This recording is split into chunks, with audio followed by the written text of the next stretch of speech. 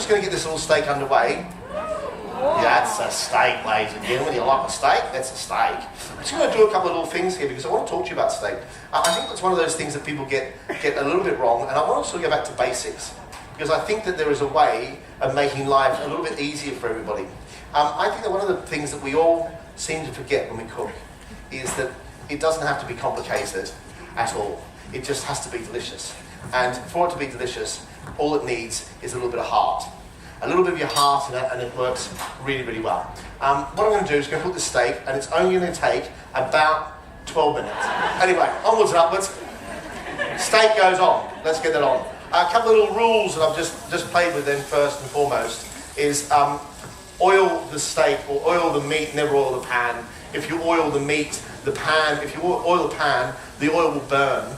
And then you get the horrible, really bitter flavour that goes with it. Once you've oiled it, then season it. Don't season it before, because if you season it before, especially salt draws the moisture out of things, which means that your steak becomes dry.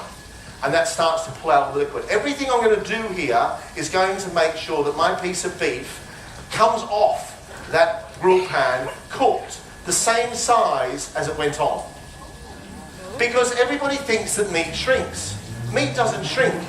It's saying to me, John, I'm now ready to be turned over, please, because there's no more any noise. There's no noise anymore, and the reason is that there's no more reaction between the oil or fat and the water of the steak. And now look at the colour. But you see around the outside, you'll see those bits there, here, are starting to shrink.